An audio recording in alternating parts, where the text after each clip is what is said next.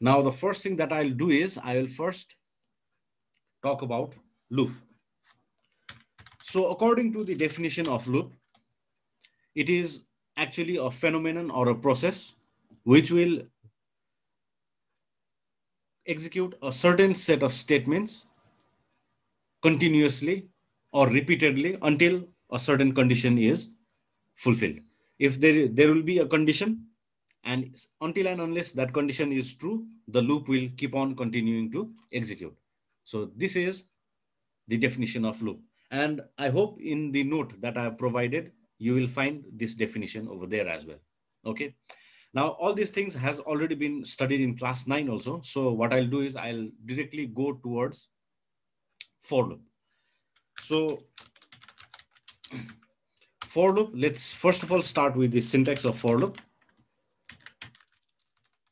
And its syntax is something like this. For, first of all, what we have to do is we have to write down for, then we write down the variable.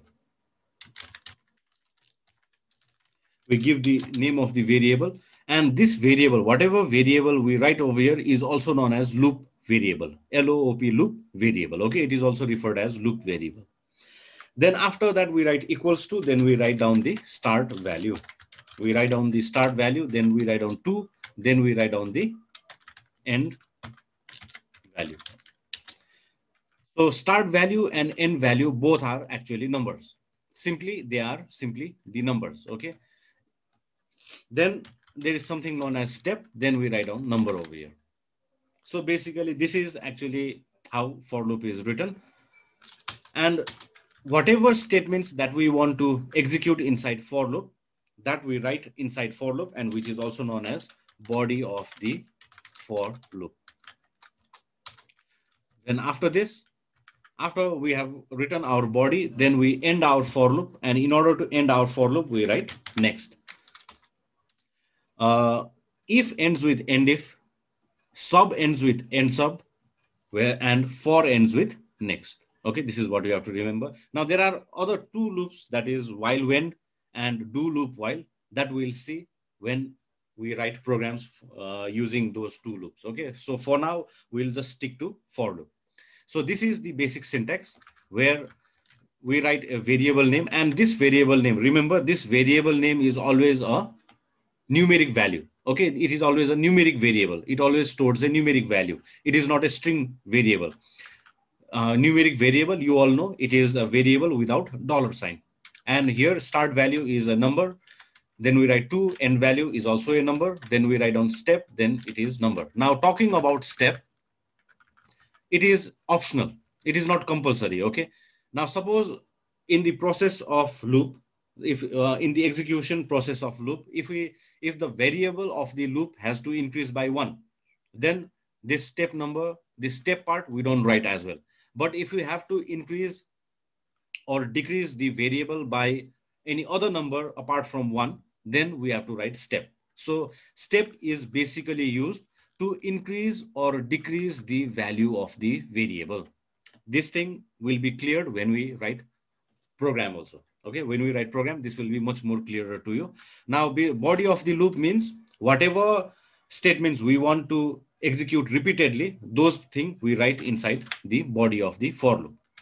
And as I've already told, next marks the end of the for loop. So this is basically how we write down the for loop.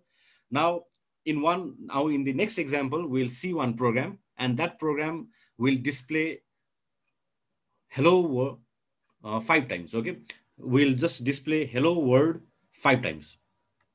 So I'm writing the program, and I'll just explain how loop works in that particular program, and how we see the output, and all those things will be explained now. So CLS, now I'm doing this in class 9 method. Okay, in class 9 method, I'm doing this. For X, let's use variable I, which is a numeric variable. It doesn't have this $sign. Okay, let me delete all these things. So for I equals to, everything is according to the syntax. Variable we have written, equals to we have written. Now we have to write down the start value. Now we have to run our program, not program, but we have to run our loop 5 times. So start value, you can give any start value you want, but it will be easier if you give start with a lesser value. So the best one is 1. So from 1, we have to go till 5 because we want to run our loop 5 times. Then after this comes step. But right now, step is not required because, okay, I'll explain about this after I complete writing the program. So this particular loop will run 5 times. And the loop variable we are using is I. Our start value is 1. Our end value is 5. Okay. Now inside this for loop, what we have to do is we have to display hello. So let's write print hello. So this is what we have to do. Okay, print hello. So this is all we need to do. So this is our body part. So our body part consists of only one statement, which is print hello, because we want to print hello. It's as simple as that. Okay. So as soon as we finish writing our body part, we end our for loop with this word, that is next. So this ends our program. So basically this is what we have to do. So let's run our program and let's see the output first of all. Okay. You can see in the output screen that hello is being displayed 5 times. 1, 2, 3, 4, 5. So there are 5 hellos over here. Okay. Let me drag this a little bit upwards. Okay. Now you can see hello 5 times over here. Okay. Now, first of all, I'll explain this particular program, how hello is being displayed 5 times. Then we'll see how step works and all other sort of things. Okay. Okay. Now, okay. At the beginning, there is CLS. It will clear the output screen. Then comes this particular line, that is for I equals to 1 to 5. So there is one variable I. So I'm writing variable I over here. So what basically I'm doing is I'm tracing this particular program. Tracing a program means how output will be generated. Okay. So let's see what output will be generated from this particular program. So I at the beginning will take the start value, and here start value is 1. Start value 5 is the end value. So always at the beginning, I will, or the loop variable will take the start value. Loop variable is I and the start value is 1. So 1 will be stored in I. So 1 is stored in I. And once I gets a new value, it will check for the validity of the value. Validity of the value means the value has to lie within the range of 1 to 5. So at the beginning, 1 will be stored in variable I. And once it gets a value, and if the value is valid, then it will go towards its body part. Since it is a start value, obviously it will be valid. So it will go to its body part. It says print hello, and hello will be printed. So hello is being displayed. Next will take us to step. Now remember, there is no step over here. If there is no step, then value of I will automatically increase by 1. One more time. Next will take us to step. If there is no step, then value of I will be automatically increased by 1. So value of I will be 2. So it will check for the validity, and 2 is also valid within the range 1 to 5. So 2 is valid. So it will again go to its body part and it will display hello one more time. So hello is being displayed one more time. Next will again take us to step. There is no step. I will again increase. I becomes 3. 3 is also valid in the range. It will go towards its body part. It will print hello one more time. So hello has been displayed. Next will again take us to step. Step will increase the value of I. I will become 4. 4 is also valid. Go towards its body part. It will again print hello. After printing hello, it will go to next. Next will again take us to step. No step. I will increase by 1. I will become 5. 5 is also valid within the range 1 to 5. So it will again, our control will go towards our body part. In our body part, it is print hello. So hello will be printed one more time.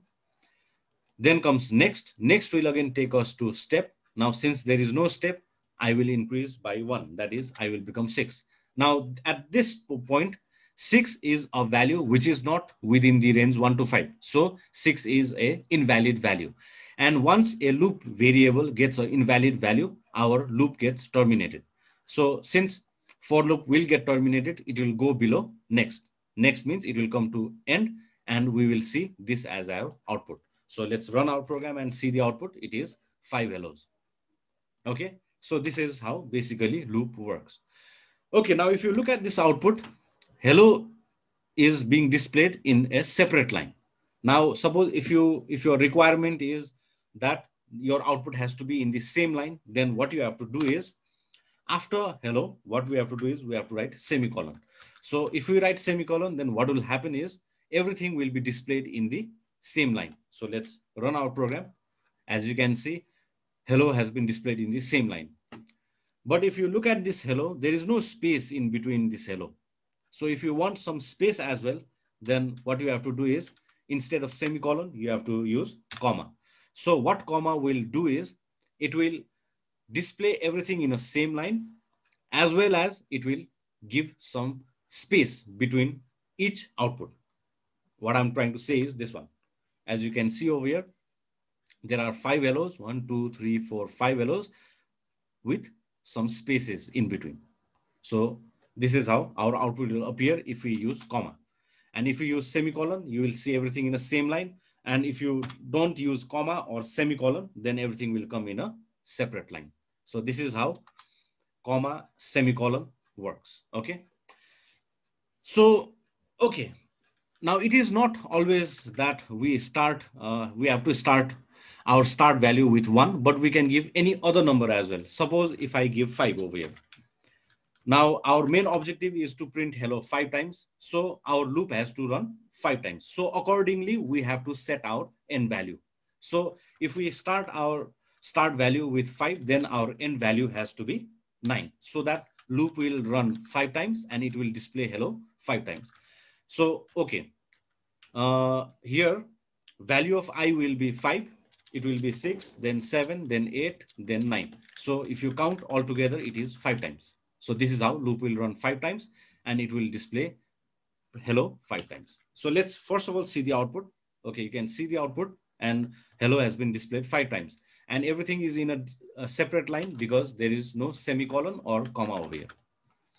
Okay, now let's trace this program as well. And let's see how this program is working and it is displaying hello 5 times. So at the beginning over here, our start value is not 1. Our start value is 5. So the value of I at the beginning will be, so the value of I at the beginning will be 5. I hope it is clear up to here. So value of value of I is 5. Now, since this is a valid value, it will go towards its body part and it will print hello once. So hello has been printed. Next will take us to step. There is no step. So I will again increase by 1. So 5 will be 6. 6 is also valid. It will again display one more hello. Then next will take us to step. I will become 7. 7 is also valid. One more hello. Next will take us to step. I will increase. It becomes 8. 8 is also valid. One more hello. Next will take us to step. No step. I will increase to 9. 9 is also valid. Again, one more hello will be displayed. Next, after 9, next will take us to step and I will increase by 1. 9 plus 1 is 10. So the value of I is 10. Now 10 is invalid in this range. So since 10 is invalid, our control will go below next. Our loop will terminate. Termination of a loop means our control will go below next. Below next we have end. Our program will stop functioning and we will see this as an output, which is 5 hellos. So this is how our loop works. Okay, now there is one more thing I want to explain, and that explanation is for the step. So, so far in our previous 2 programs, our start value was smaller than our end value. Okay, if you have figured out, it was, first of all, we wrote program with 1 to 5. Then we changed our numbers as 5 to 9. And in both the cases, our start value was smaller compared to our end value. Now, it's not always like this. Okay, sometimes what might happen is our start value might be greater than our end value. As you can see over here, our start value is 5, our end value is 1. In such kind of case, what we have to do is we have to decrease the value of I. At the beginning, 5 will be stored in I. Now, from 5, we have to go till 1. Now, if we are going from a higher value to a lower value, then our value has to decrease. And in order to decrease, what we have to use is we have to use step. because if we don't use step, then the value will keep on increasing, which is not our requirement right now. Our requirement is to decrease the value. And in order to decrease, we can use step. So by what number we want to decrease, that's what we write over here. Now in our program, we have to decrease by 1. So what we do is we write -1. And if you want to increase, you don't need to write this minus sign. But if you want to decrease, you have to write this minus sign. Now it's not compulsory to write plus if you want to increase, which we'll see one example related with this one also. Okay, let's just focus in decreasing. And this time decrement has to be done by -1. So what will happen is, okay, let's trace this program as well. I will get value 5. 5 is a valid value, so it will go towards its body part. It will display hello. So hello has been displayed. Next will take us to step. Okay, here we have step. Step -1 means value of I will decrease by 1. So value of I will decrease means 5 minus 1 is 4. So the new value is 4. So 4 is stored in I. Again, validity will be checked. It is valid. So again, control will go to body part. It will print one more hello. Hello has been displayed. Next will take us to step. Again, it will decrease. It will decrease by 1. It becomes 3. 3 is also valid. One more hello will appear in our output screen. Next will take us to step. Again, it will decrease by 1. It becomes 2. 2 is also valid in the range. Print hello. Print hello means hello will be displayed. Next will again take us to step. 2 minus 1 is 1. 1 is also valid in the range. Since it is valid, it will go towards its body part. It says hello. So again, hello will be printed. Next will again take us to step. 1 minus 1 is 0. And this time, the value that I holds is not valid. That is, our value is invalid. Since the value is invalid, our loop will terminate and our control will go below next. Below next, we have end. So our program will stop right over here. And we will see 5 hellos. So you can do your program in any way. Okay, you might use step, you may not use step, but your output has to be correct. Let's check our output. You can see it is displaying 5 hellos. So there aren't this, okay, it's not compulsory to write program using this method. You can go for 1 to 5, or you can go even write 5 to 9, but go for the simplest program. And the simplest method is using 1 to 5. Okay, now let's edit this program a little bit. Now, suppose we have already seen what happens if we decrease by 1. Suppose if somebody writes -3 over here. So what will happen is value of I will decrease by 3 this time. So let's see what changes we'll see in our output. So at the beginning, value of I is 5. 5 is valid. Print hello. Hello is been displayed. Next will take us to step. Now value of I will decrease by 3. Decrease by 3 means 5 minus 3 is 2. So the new value will become 2. So 2 is also valid in the range. It will come below. It will again print hello one more time. Hello is been displayed. Next will take us to step. Now I will again decrease by -3. So 2 minus 3 is -1. Okay, it is -1. And -1 is invalid in the range. Since -1 is invalid in the range, our loop will terminate. It will come below next, which is end. Our program will stop and we'll see 2 hellos in our output stream. As you can see, hello, hello. So increment and decrement is done according to the requirement of our program. Okay, we don't do it just randomly. According to the requirement of our program, we either increase or we either decrease. And if we have to increase our value by 1, then we don't write step. That is the only condition where step is not required. If we are increasing the value of I by 1 or the loop variable by 1. Okay, now suppose now increment cannot be done because over here our start value is bigger. So suppose let's go to this particular example, 5 to 9. Now here increment cannot be done, but we have to increase. So suppose if we increase by 3, let's see what will happen. Our start value is 5. So 5 will be stored in I. Print hello. Hello will be displayed once. Next will take us to step. Increment will happen by 3. So 5 plus 3 is 8. 8 is a new value in I. it is valid in the range. Again, it will go towards its body part. It will print hello. Next will again take us to step. 8 plus 3 is 11.